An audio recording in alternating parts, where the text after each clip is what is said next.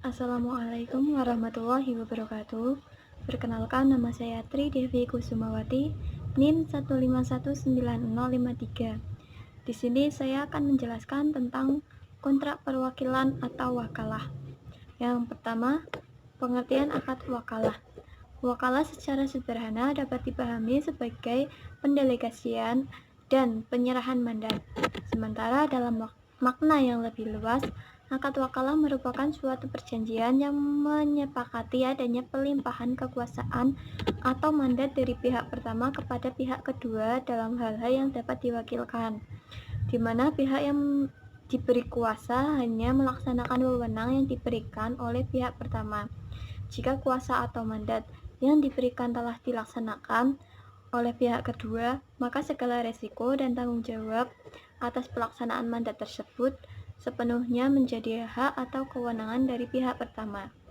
Sebagai suatu perjanjian, akad wakalah memiliki batas waktu tertentu yang umumnya pendek. Kamu dalam mengajarkan kebajikan dan takwa, dan jangan tolong-menolong dalam berbuat dosa dan pelanggaran.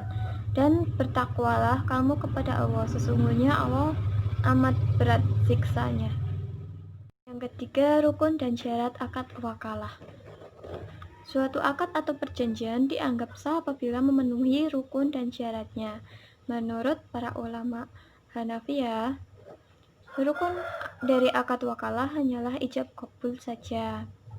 Namun, menurut jumhur ulama, rukun akad wakalah tidak cukup hanya ijab kabul saja, tetapi juga harus memenuhi unsur-unsur lain yang menjadi bagian dari rukun dan syarat dalam akad wakalah. Berikut rukun dan akad.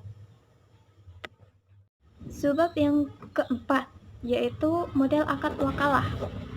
Akad wakalah dibagi menjadi dua model. Yang pertama, wakalah mutlaqoh, yaitu mewakilkan secara mutlak tanpa batasan waktu dan untuk segala urusan. Yang kedua, wakalah muqayyadah, yaitu penunjukan wakil untuk bertindak atas namanya dalam urusan-urusan tertentu. Yang kelima, konsekuensi hukum akad wakalah. Yang pertama, otoritas wakil. Kewenangan wakil dalam wakalah untuk membeli barang dengan harga lebih rendah dari yang telah ditetapkan oleh muwakil. Hal ini dibolehkan karena ia merupakan tindakan yang menyalahi ketentuan muwakil, namun menjadi kebaikannya.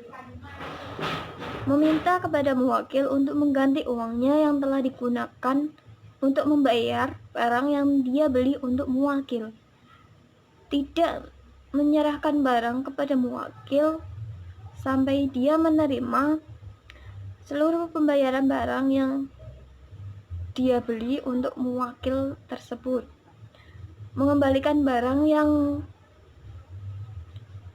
memiliki cacat selama barang itu masih ada di tangannya. Yang kedua, wakalah dalam sistem upah. Ketika muwakil meminta seorang wakil untuk membelikan suatu barang, maka wakil harus konsisten dalam seluruh kewajibannya dan melaksanakan apa yang menjadi kewajibannya berkaitan dengan hukum wakil. Dan muwakil wajib membayar barang yang diminta beserta upah yang sudah ditetapkan, dan itu menjadi hak wakil karena wakil telah melaksanakan pekerjaan yang diperintahkan oleh muwakil. Yang ketiga, ada nisbat hukum dan hak. Tindakan-tindakan hukum wakil untuk membeli barang wakalah yang mutlak dan dibatasi. Jika wakalah tersebut merupakan wakalah yang dibatasi dengan batasan-batasan tertentu, maka hendaknya wakil senantiasa menjaga batasan itu sebisa mungkin, baik batasan itu untuk barang yang dibeli maupun harganya. Jika wakil menyalahi syarat dan atau batasan yang ditetapkan oleh muwakil, maka muwakil tidak harus membeli barang yang dibeli oleh wakil, kecuali jika tindakan wakil itu lebih baik baginya, maka muwakil harus membelinya. Contoh, batasan untuk membeli. Muwakil berkata kepada wakilnya, namun wakil membelikan lemari es produk negara lain, maka muwakil tidak harus membeli lemari es itu. Jika seseorang diwakilkan untuk membeli sosok benda tertentu, maka dia tidak boleh membelinya untuk dirinya sendiri. Jika wakil membeli barang itu, maka barang itu menjadi milik muwakil, karena jika dia membeli barang itu merupakan pembatasan dirinya terhadap akad wakalah tersebut, sedangkan dia tidak mempunyai kewenangan untuk membatalkan akad wakalah itu kecuali dengan sepengetahuan muwakil.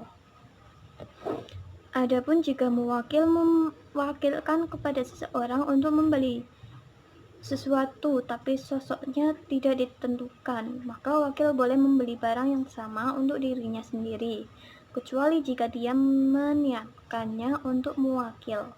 Wakil untuk membeli sesuatu tidak boleh membelinya dari dirinya sendiri, sebagaimana tidak boleh menjual untuk dirinya sendiri barang yang penjualannya diwakilkan kepadanya. Dan ini merupakan kesepakatan para ulama mazhab Hanafi, Syafi'i, Hambali, dan Maliki. Hak dan kewajiban yang menjadi konsekuensi akad menurut mazhab Hanafi dan Syafi'i adalah ada di tangan wakil. Padahal tidak mungkin seorang dalam satu waktu menjadi orang yang menyerahkan dan menerima, meminta dan diminta pembayarannya. Hal ini karena terdapat kecurigaan terhadap wakil ketika dia membeli barang yang ditentukan muwakil untuk dirinya sendiri.